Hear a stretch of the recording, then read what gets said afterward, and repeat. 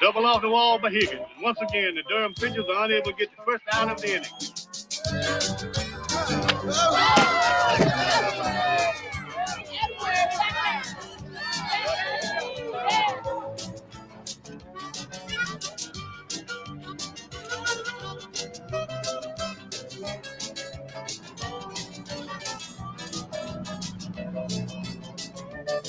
The Bulls will attempt to end a 6-game losing streak against the Greensboro Hornets with Nuclear Luce on the hill.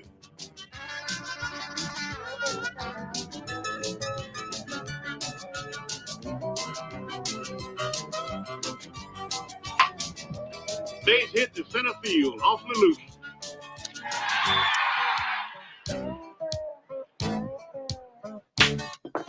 That closes the book on Lelouch today. 5 earned runs, 5 hits, 5 strikeouts, 5 walks, and 5 wild pitches. It's time to tell it like it is, sports fans, and this is the most wretched road trip I've seen in 20 years, and possibly the worst Durham team in half century. Is the modern-day athlete a pale imitation of the great old Warriors? Only Crash Davis stands out this year, begging the question, what are these boys thinking about? Because it sure ain't baseball. Those are some of the famous scenes from the movie Bull Durham. The broadcaster's name was Teddy. In real life, Cary Garland Bunting. That was really his name. And I remember the first time I watched Bull Durham, I realized, wait a minute. Sometimes the broadcaster isn't even at the game when he calls it. Well, nobody nowadays would be crazy enough to do that. Welcome to Crafting the Call. I'm Josh Suchon, the voice of the Albuquerque Isotopes. And I'm Jesse Goldberg-Strassler, the voice of the Lansing Lugnuts. Yeah, nobody, Josh. Nobody would be crazy enough. Except for maybe somebody in the Midwest League who has an affinity for history and broadcasting and wants to know what it's like to do what broadcasters did back in the day. Yeah, we're going to talk about game recreating on this week's episode of Crafting the Call. We're going to talk about what... in the movie, Teddy Garland, in real life, Garland Bunting. I love that they gave him his name. We're going to talk about game recreation and the history of it and what the experience is like to do it. It is an art and it is a craft. And this is what we're going to talk about. And Josh, I can't wait to get into it with you because just to take you behind the curtain, every single year I recreate a Lansing Lugnuts baseball game. The game goes on live and I work with my broadcast partner and we recreate the game with sound effects and canned crowd sound. And Josh this year asked me to take a video of that so that way we could watch it and talk about it. I want to get into the specifics. When was the first year that you did this? Give us just the background of first year, how many years you've been doing it now, and sort of how the evolution of these recreations have occurred. I was an intern in 2005 with the Brockton Rocks, and our exec that year, Jim Lucas, was big in what can we do that would be shocking and eye-catching and bring the fans out. It was promotion. We're indie ball. We're Can-Am League. And so he assigned me and Matt Miola, who was basically the number one broadcaster on the separate station. We had 2 different number one broadcasters on 2 different flagship stations. That's how things rolled in Brockton. And I was, for one of them, Dave Raymond, I was his pregame, postgame show host. Well, Jim said, I am benching Dave for this game. We're going to have him sit in the parking lot, and we're going to have Matt and Jesse figure out what's going on, relay the messages back and forth, writing on slips of paper, and recreate the game with sound effects, all back in the radio studio. So we did it. And I remember Matt was really good and had a ton of fun with it and had wild plays happening and had the manager blowing up at the umpire. And I remember being very overwhelmed by it all. Well, that was 2005. The next position that I got was with the Montgomery Biscuits, 06-07. And I had talked to the number one broadcaster, Jim Tocco, about it. He was pumped. But then we never actually executed it. It's a great idea in theory, but to actually sit down and do it, we just didn't get around to it. So 2008 is my very first year as a number one broadcaster. And now I'm in the Independent Frontier League with the Windy City Thunderbolts. Now I am internet only. And there's a terrible Chicago area thunderstorm that wipes out the internet in the broadcast booth. However, we still do have internet in the team's front office, which is located down the left field line, and you cannot see the game if you're accessing the internet. And I'm going, oh, baby. I know how we can still broadcast this game. And I got a couple of mini bats from the team's retail store. And I worked with my assistant, Nick Kovac. And one of us sat outside and messaged the other who sat inside and just, slammed the ball into the glove. Here's the pitch. And we went right forward and we called the game. We alternated innings. I think we switched every 3 innings or thereabouts. Well, that game in 2008 was the very first no-hitter in the history of the Windy City franchise. No way. It was a guy named Isaac Hess who had an artificial hip, a lefty, and he tossed a no-hitter. So as we're getting down to the very end and you're seeing this all come together, there's a late official scoring change. People ask me after the fact, was it a hit? Was it an error? I don't know. We didn't see it. But after the game, I had Isaac autograph each of the 2 mini bats that we used. And I gave one to Nick and I kept one for myself because this was franchise history. And we didn't watch the game. Wow. This is fascinating. Okay, so yeah, go ahead. I'll pause right there. How many years now have you been doing it, including with Lansing? Or is it 10, 12? How many years now? Yeah, that's what this leads up to is 2009, I get hired by the Lugnuts. The winter meeting's 2008 in Las Vegas. And I go, I'm bringing this with me. This is going to be my personal tradition. And each year from 2009 onward, I recreated a game. But Josh, hold on, because now life is going to intervene. Okay. 2021. The pandemic restrictions are in and broadcasters cannot travel.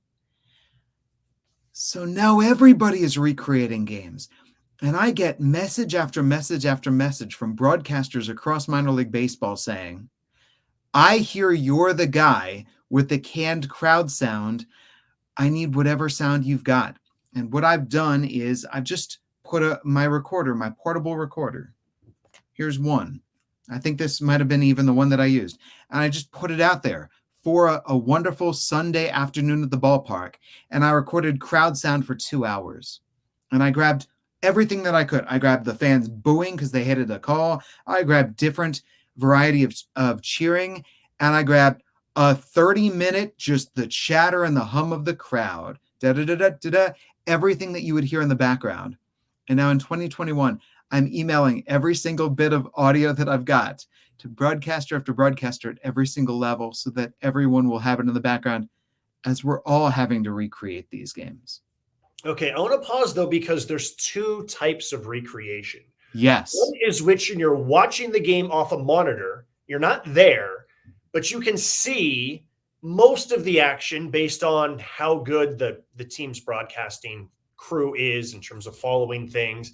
A lot of major league broadcasters did that. Shoot, to this day, ESPN, other networks, they'll have their broadcasters inside a studio and they're calling the game off a monitor. There's a lot of that for international competition.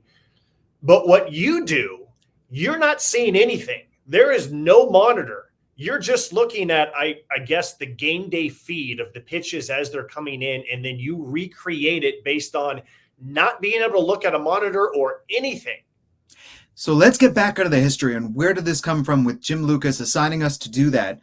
Because broadcasters couldn't travel, right? There was a budget. And did you have the equipment to be able to call a game on the road?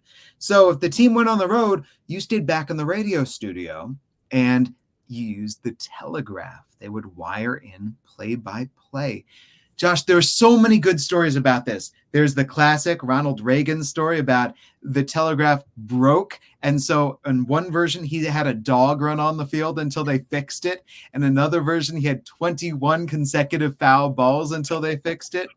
There's the story out of California where I believe it was the Modesto operator, the guy who's sending the updates into the home studio. He's wiring everything across and they're counting it up and they're like, there's 4 outs in this inning. And then the next half inning, you've got the same team batting again. And they call the guy up to say, what's going on here? Our broadcaster's freaking out. And the guy is drunk. There's so many amazing stories about recreations. There's tragic stories. I was reading about a college broadcaster who recreated game after game, and finally they got him to go on the road, and the plane crashed and killed him and the team.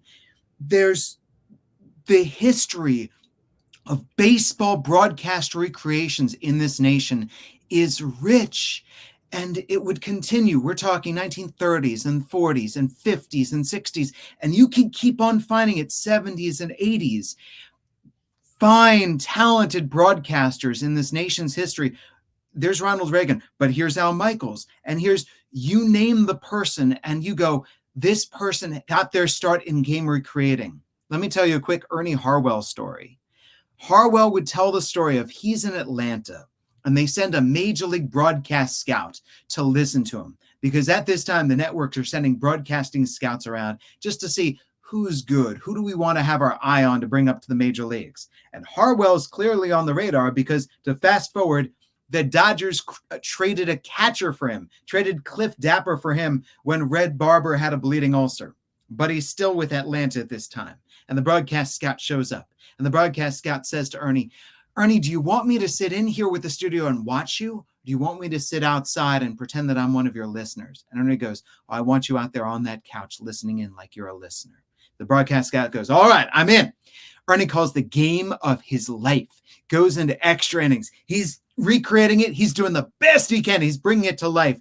He's exhilarated when it's over. He's exhausted when it's over. He leaves the studio. So look at the scout. The scout is snoring on the couch.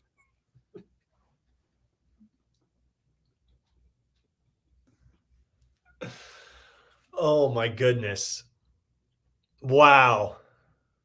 Okay, without further ado, I have so many more questions. I'm fascinated by all this.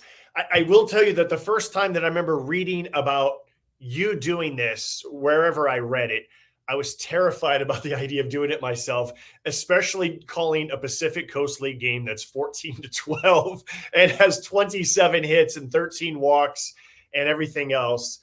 I was terrified, and I was like, oh my goodness, I'm glad that I don't have to do this, but there's a part of me that wants to do this, but I also don't want to fail miserably. But anyways, let's get to the game that you did recently. It was about a week and a half or so ago from the time that we are recording this episode, and we are going to start by watching you and your broadcast partner, and we're going to pick it up in the bottom of the sixth inning.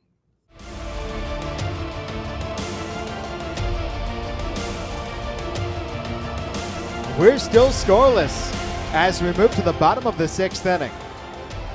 Pitching dominating here today. Jake Garland for the Lugnuts, Jaden Ham for the first 4 innings, and then Max Alba the last 2 for the West Michigan Whitecaps.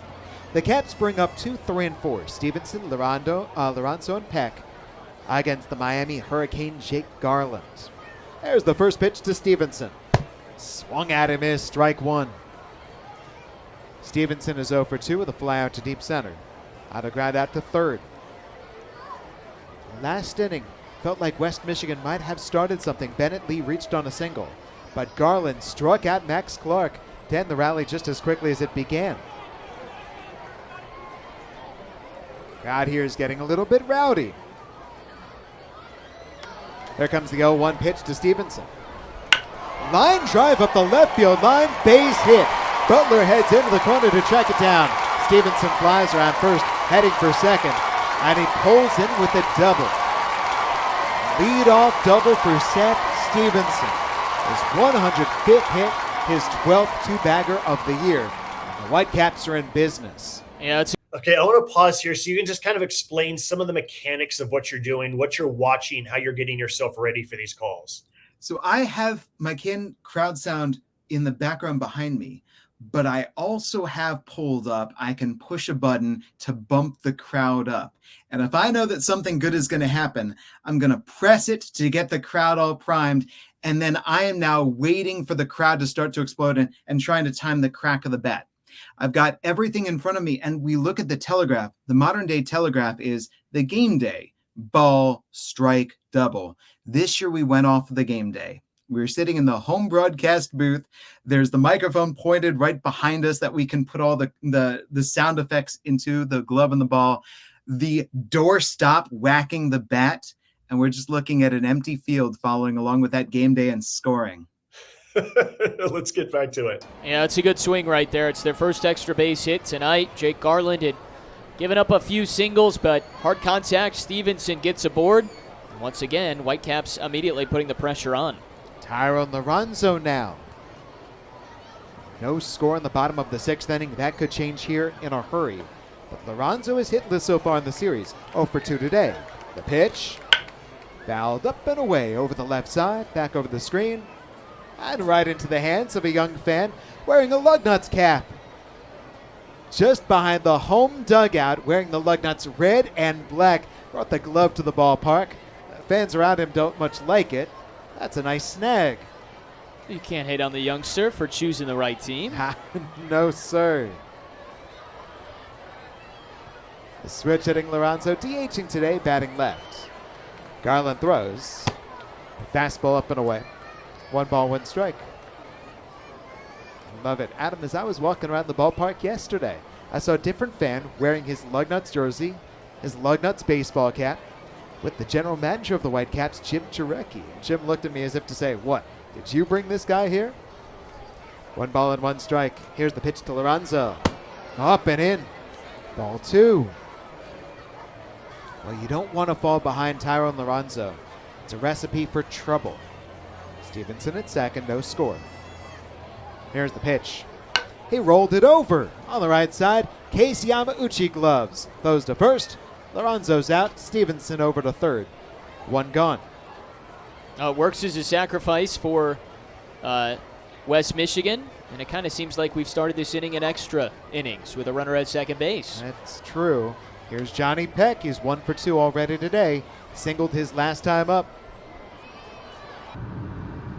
Okay, I'm going to pause here because I'm curious, how fast does baseball move when you're calling a game that you cannot see? Josh, we're a half inning behind. Are you really? Baseball goes so quick. And so I'm trying to keep a good internal clock about how much time should I have between each pitch? How much time should I have between each batter? It is so much slower than a real baseball game. Interesting. So right now you were describing the bottom of the 6th inning, but in reality, in real time, it's the top of the 7th? It's the top of the 7th, yes. Okay. All right.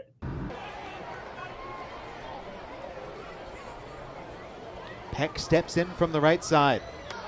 Johnny Peck out of Moore Park, California. I asked Craig Conklin, you know where Moore Park is? He said, absolutely. Stevenson steps off his lead, down the line at third. Garland readies. Here comes the pitch to Peck. Swinging a line drive, base hit in the left center field. Peck comes through. Stevenson scores, and the Whitecaps are on the board. 1-0 West Michigan on the Peck RBI single. Well, you could kind of feel it, right? Their first extra base hit. Garland's in his 6th inning of work. And the good news, it's just 1 run that comes in. Still a chance to limit the damage here, but West Michigan tonight strikes first. Yes, sir. How much do you want to kind of play it straight versus kind of go into more elaborate descriptions of things that you can't see just for the fun of it? When I started, I would play it big. I would go real big. And what has happened over the years is I've gone and said, let's just do this as a normal broadcast. Here's what's happening. I'm going to call it just like it's yesterday. I'm going to call it like it's the next day. And you just fold right into it. There's no need for grand flourishments because that's when I can get myself into trouble, especially because I've got so much that I'm trying to do. I'm trying to keep track of the game day. I'm trying to keep track of what sound effect do I need next? What do I need in my hand? I also need to keep on scoring on the scorecard. So just everything else that's going on, and let's simplify this play-by-play and call a normal baseball game. Well, that brings up Roberto Campos.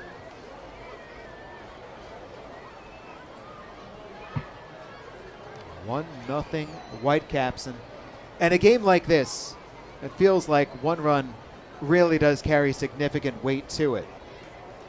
Here's the pitch to Campos. Line drive foul up the left side over to the Whitecaps pen. Strike 1.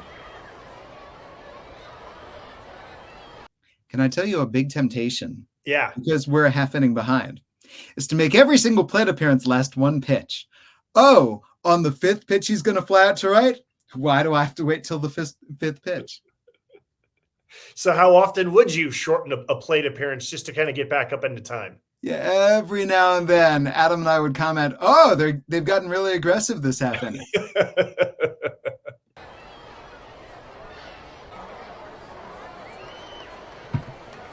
Con the signal. Garland says yes. Looks over at Peck. Peck's a threat to run. Here's the pitch from Garland. Little high. Peck does go. Cons though down. In time. Tag applied by Yamauchi. Con catches another. No running on the con man. He's the only one allowed to steal. He has been fantastic behind home plate. Another runner caught. They are enjoying having his services at the backstop position. Johnny Peck caught trying to steal for the very first time. 5 attempts. 2 outs and nobody on. Last of the 6th inning. That's a 1-1 pitch to Roberto Campos. Lofted out to shallow center. Down for a base hit in front of Lasco. Campos is on. There is something that just came to my mind, Jesse, is that a lot of times maybe you're telling a story between pitches and you can't quite finish the story, right? You got a couple words that still need to come out, and here comes the pitch. And when you're recreating a game, you can always say, here's the pitch, and you never have to get caught in the middle of a story. No. And it's especially if you know that the pitch is going to be a ball or something like that. So that was when he decided to quit firefighting. Pitch is low, ball 2. Just roll right along. Yeah, it becomes really part of okay, so here's what I resist. I resist being a broadcast being too much of a performance, right? Because it's got to be an honest conversation that goes on.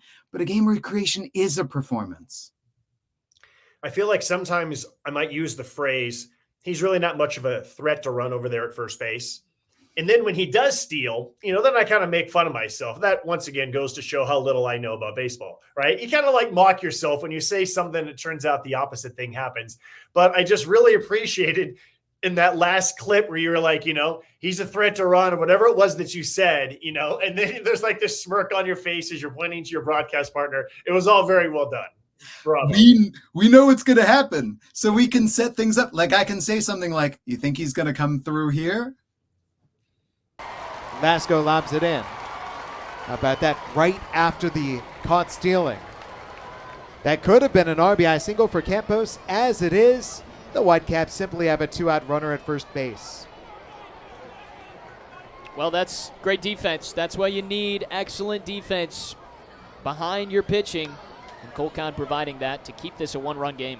Jack Owen's been warming up in the bullpen, and looks like they're going to go to him right here. Pitching change on the field in the bottom of the 6th inning after Garland allowed base hits to 3 of the first 4 batters of the frame. West Michigan takes a 1-0 lead. Campos on at first, 2 outs. Okay, so Garland ran out of steam here in the 6th inning, but Adam, I would take 5 2/3 innings of 1-run ball. I mean, he was excellent. We've got no idea who's warming up in the bullpen. They suddenly make a pitching change. We're like, I guess Jack Owen was warming.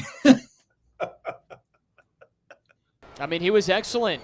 5 innings, too, of no-run ball. So you can understand it. Getting to his 6th inning, nearly 90 pitches deep. He ends up giving up a few singles and gives up the first run, but heck of a starting performance again for the Lugnuts, this time coming from Jake Garland tonight. So now how often, either this year or over the years, have you heard from a coach, a parent, a fan, season ticket holder, just commenting where maybe they didn't even realize what you were doing, or any type of feedback that you've received over the years? Every time, every year, multiple people will have someone who will go, you said that my double went down the line, but I hit it off the wall. And I'll be like, yeah, I didn't see it.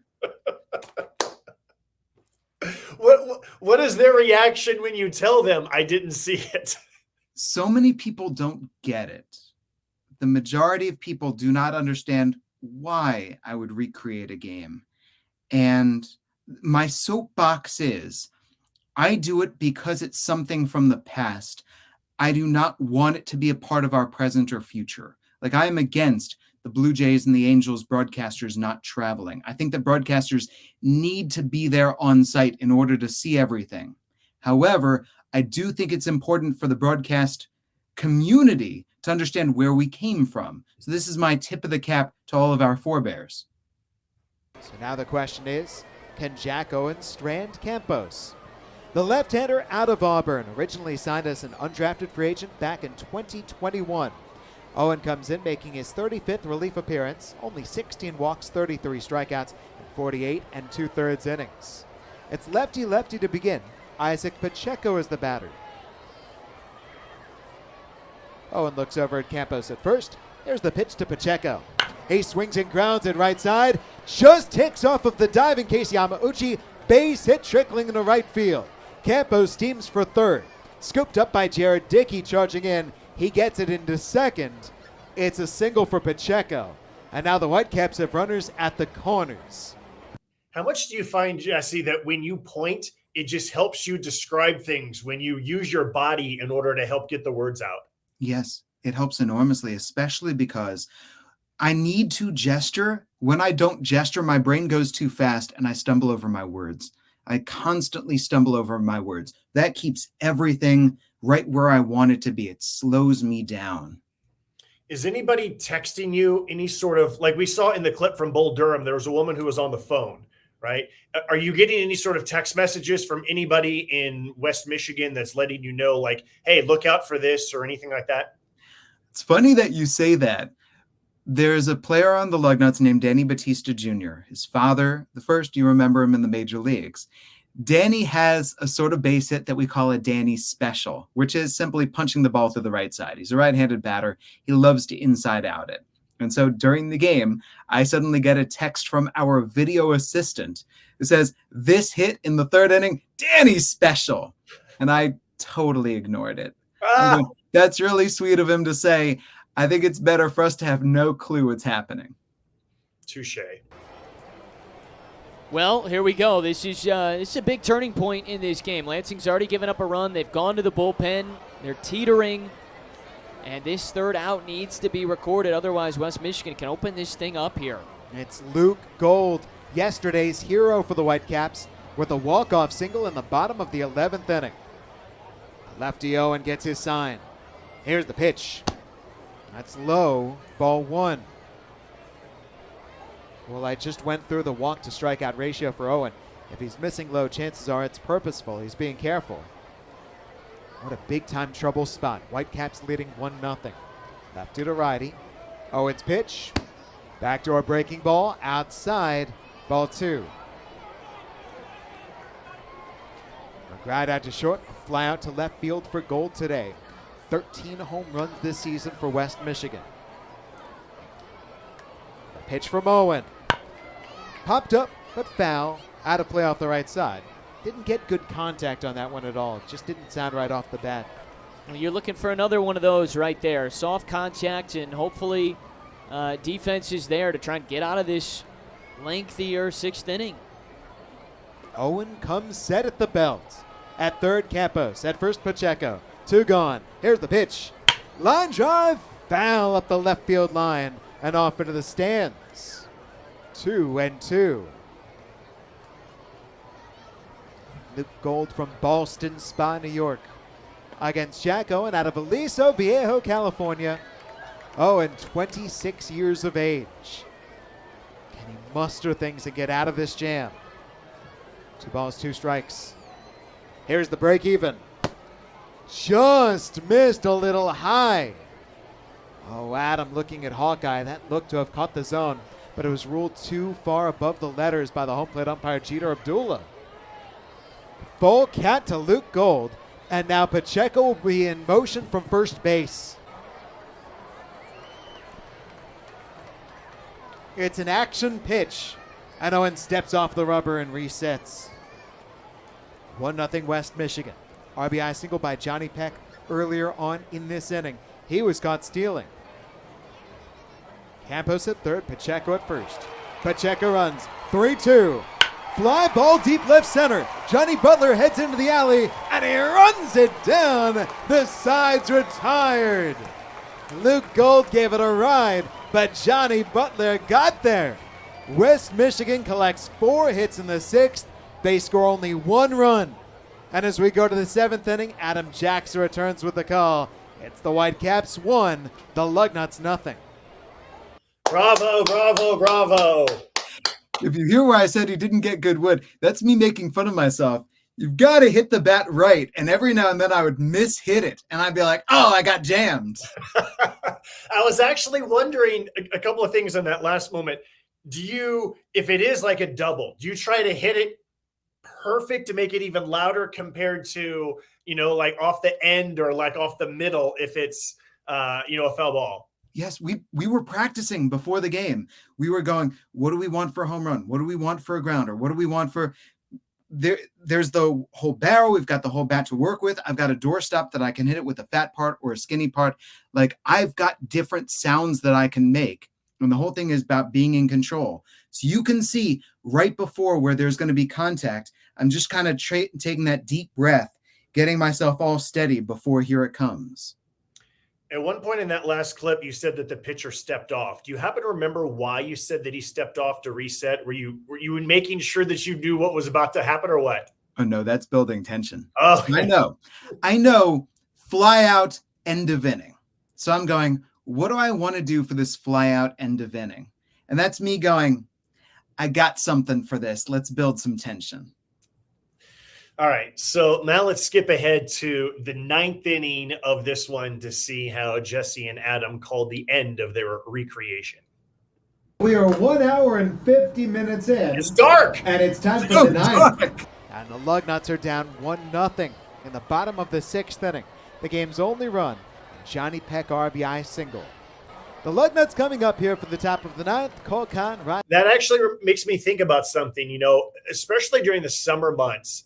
I really like to, I feel like there's a lot of tough right fields, when the sun is setting.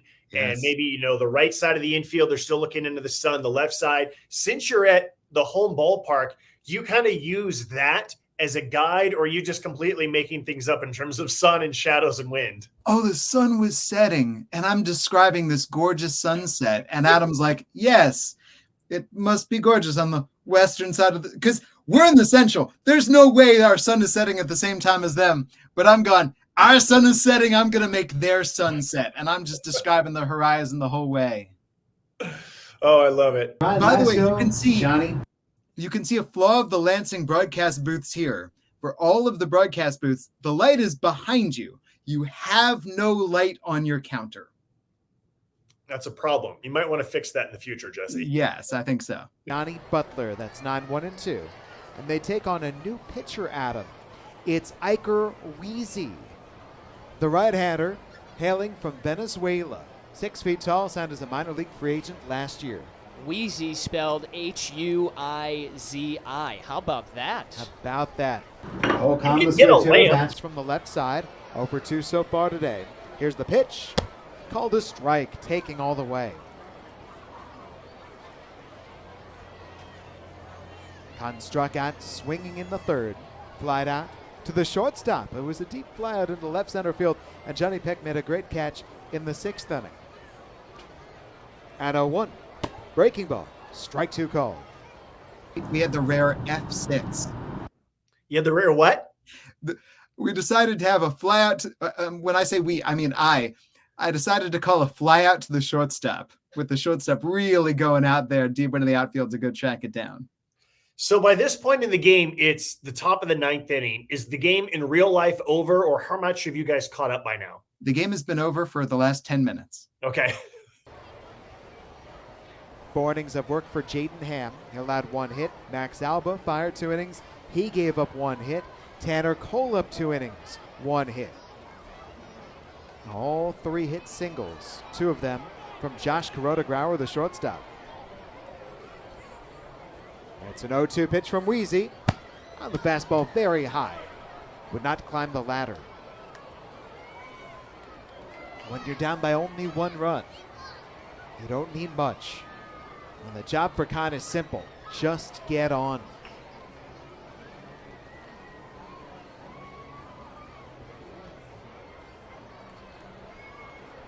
Here's Here's the 1-2. That's a little low.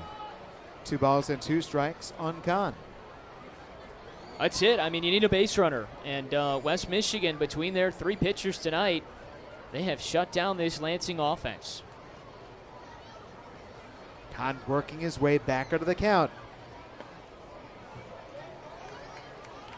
Will he get a good pitch to swing at here? Weezy works from the stretch, takes a deep breath. Here's the pitch. Kahn got under it. Left side of the infield, Pacheco waves his arms, makes the catch, and there's 1 gone in the 9th inning. Oh, I love this so much. This looks like it's fun. Is it as much fun as it looks like it is, or is it stressful? It can be all of the above, right? There is some stress to it. There's some panic that comes to it from my side when you first start, just to try to settle in and find a good rhythm between pitches and go, okay, I cannot see this, but I'm going to see this in my mind's eye. So you and I both, we've seen how many pop-ups to third. So I'm calling it and I'm imagining, what does a pop-up to third look like? What would I say during a pop-up to third? Have you ever done these totally solo? And what is the different dynamic, if so, doing a recreation solo versus with a partner? Yeah, I only started doing Lugnuts games with a partner in 2011. And there have been years where my broadcast partner said, I don't want to do the game recreation this year. Boo! It's okay. He's doing great for himself. He's on ESPN now. Okay. But yes, where I've had to call solo broadcasts and I've drafted a member of the staff and I've said, hey, can you message me? Here's what I intend to do.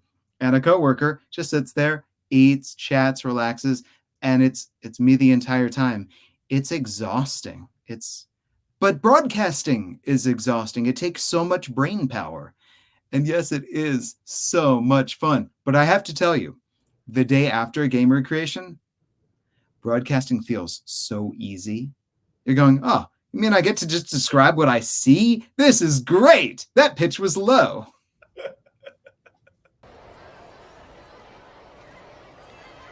Top of the order time, Ryan Lasko steps in. Lasko yesterday went 1 for 5, singled and walked. He's 0 for 3 today with a hard line out to center and a couple of ground outs to third.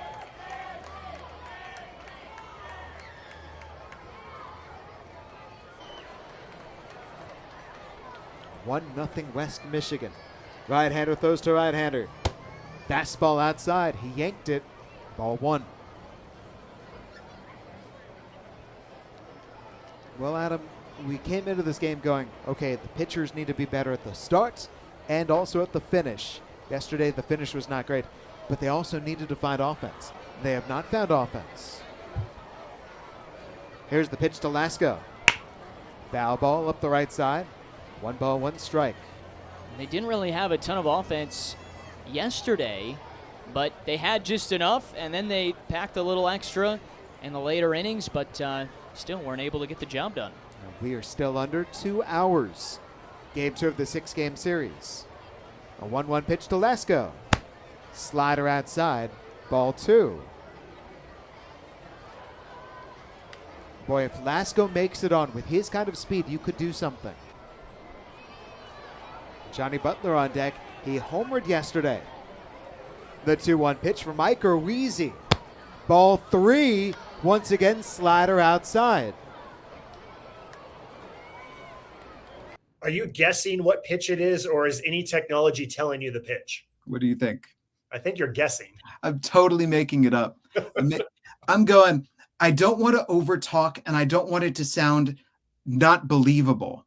But yes, how would you or I just call a normal pitch? I probably would say what kind of pitch it is. So yeah, I'm just going, I've never heard of Iker Weezy before in my life before this half inning. He already has my favorite baseball name that I've said this month. Iker Weezy. Wonder what he throws. Let's make him a fastball slider changeup guy. Well now. Iker Weezy in his West Michigan Whitecaps debut. What a debut.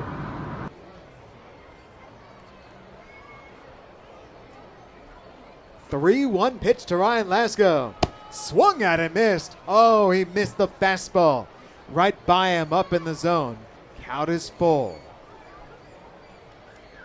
All these pauses that you're hearing, this is actually based on prior game recreations where I found that I talked the entire time. Just talk. And I came away from those going, okay, next year's game recreation, I just have to let it breathe because there is that panic and that adrenaline. I just need to fill the air with sound that we naturally have as broadcasters, and especially when you can't see it.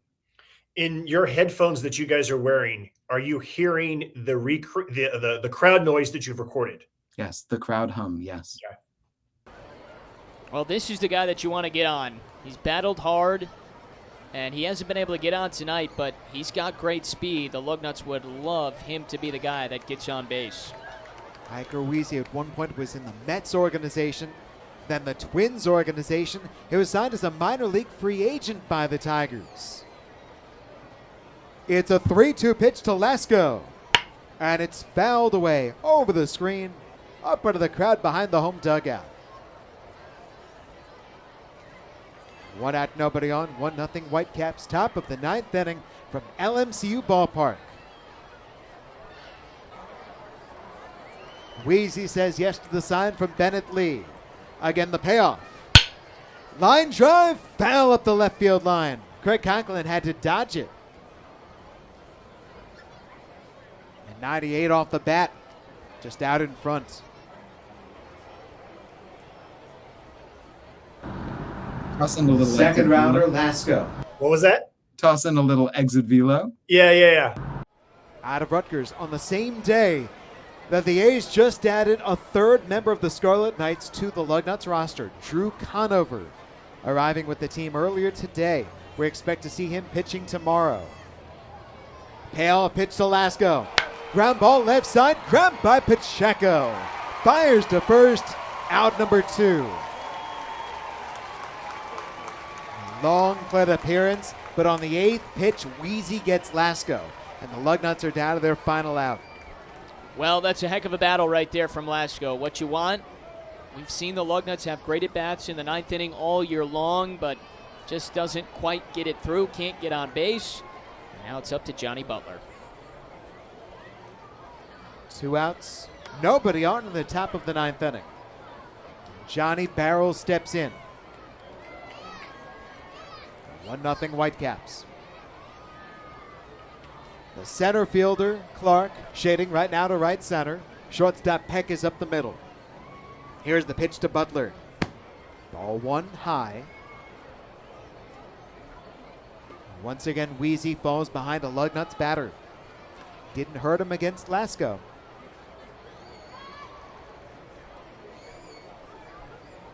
Butler today has popped a third fly to left and struck out looking.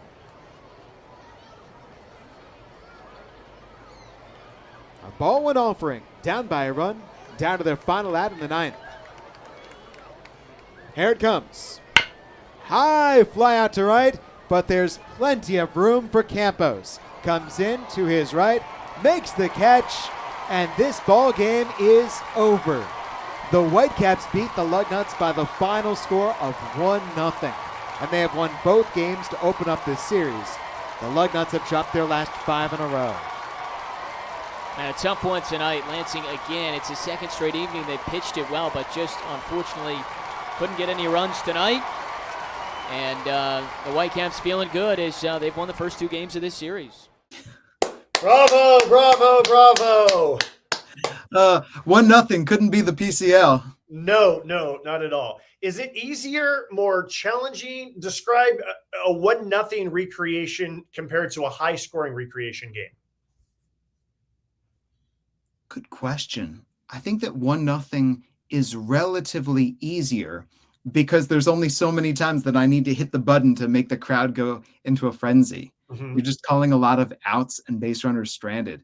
Whenever there's a highlight, it makes me cringe if I can't bump the crowd a little bit. It feels weird to call a home run and the crowd hum behind you is not reacting.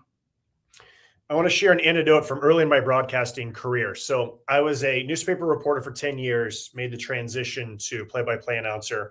And my first full season, I had done some minor league baseball before the Oakland Tribune, but I'm working for the Modesto Nuts, and we're playing a game against Visalia, at Visalia. Visalia's ballpark, I don't know about it now, but back then, the visiting broadcaster sat outside. There was no roof that's over your head. So in the summertime, you're just baking in the sun. And I'm looking at the equipment going, oh my goodness, all of this equipment's just going to fry in the sun. But early in the season, there was a little bit of rain. There wasn't enough rain to stop the game, but it was still raining. And Jesse, there's no roof over my head. And so I'm sitting here, and I remember the main thing that I had like a towel that I put over some of the equipment. And I think someone else like threw me a towel. The home broadcaster, I'm pointing like this because the home broadcaster was covered, throws me a towel to put over some of the other equipment. And I remember thinking, okay, the laptop, the equipment, they're going to get a little wet, but they're not going to get too drenched. And I remember also thinking, do I need to keep broadcasting this game if it's in the rain? So my scorebook, this is not my scorebook, but my scorebook, I was terrified of it getting drenched early in the season, and now it's useless. So my scorebook went underneath the desk that I was sitting at. And so now all of a sudden, it kind of felt like I was broadcasting blind because I can't look down to see who's out there defensively. I can't constantly look down for things. I would pull the scorebook up to write a note about what happened, put it back underneath the table so that it would not get ruined. And I did this for about the next 3 or 4 innings, and then it stopped raining. I was able to kind of dry things off and kind of go back to having a scorebook that's on the table. But I remember it taught me so much, Jesse, especially early in my career, about just call what you see. Don't worry about your notes. Don't worry about the stats. Just call what you see. And it really forced me to lock in on what I could see when I didn't want anything to get wet. I think that's such a key, is simplifying broadcasting, because there's so much that we think about, and you've talked about this. There's so much that we can be distracted by. Mm-hmm. Mm-hmm. Yeah, exactly. Okay, let's go into lessons that you like. How has done these recreations helped you broadcast games when you can see the game? That's the number one. Always bring an umbrella when broadcasting in Visalia. Do you know that the Brooklyn Cyclones, I believe, their broadcast booths are outside as well? So everyone in Brooklyn needs to have an umbrella. What calling these games, how it's helped me as a broadcaster, is making things visual. It is so easy. And you didn't really see it there, but I remember when I listened back to them and just watching this, and I go, I didn't actually describe what the pitcher's windup looked like. Mm-hmm. I didn't describe what the hitter's stance looked like. I didn't describe this hitter's red curls, appearing underneath his helmet. Or when you start describing things visually, that makes a game on the radio come to life. Who's wearing their socks up? What does the first base coach look like as they pace back and forth? So the main thing that I took away from starting to do it, and even still watching this now and going, what did I concentrate on? What could I have added in? Is going, where are the visuals?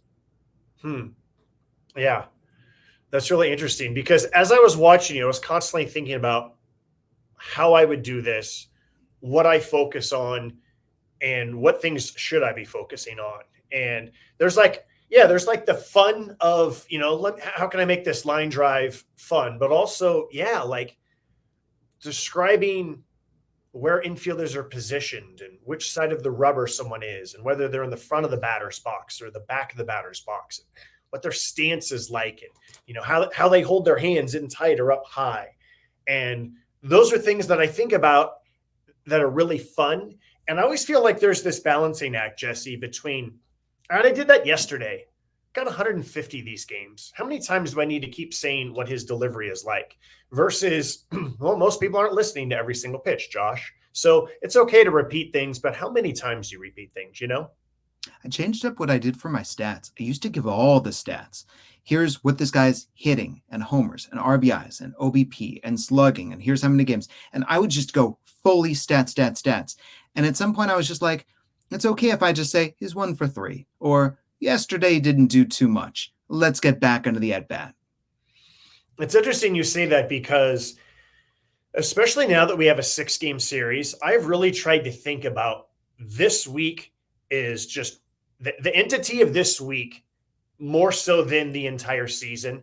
And also our rosters are constantly changing so much, Jesse, even more so than 5 years ago, and definitely even more so than 10 years ago, that I feel like almost every single average is a small sample size and it doesn't mean anything.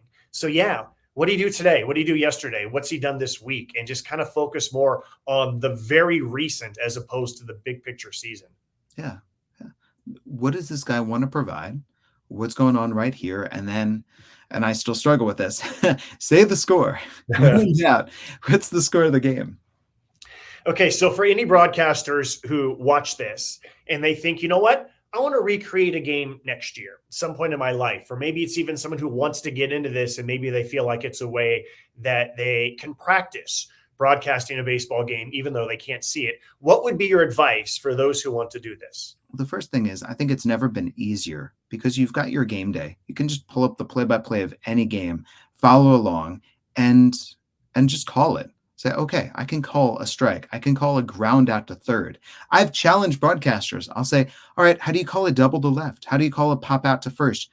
And there's this idea of here's the pace. The pitch popped up, right side. First baseman under, makes the catch. You can work on your fundamentals, slowing things down, breaking things up into these boom, boom, boom, the phrase to phrase to phrase, not getting too long with it, making sure that your verbs are good or trying to diversify your verbs. So I can send anyone my audio in the background, or anyone can record that hum at any single ballpark. And then you set yourself up with something to record you, and you call that play-by-play, and you have fun with it. You have such fun with it because this should be fun. We saw you with the glove, the ball, the bat, the mic, any other props that are helpful for people, either that you have used in the past or you think you might want to use in the future?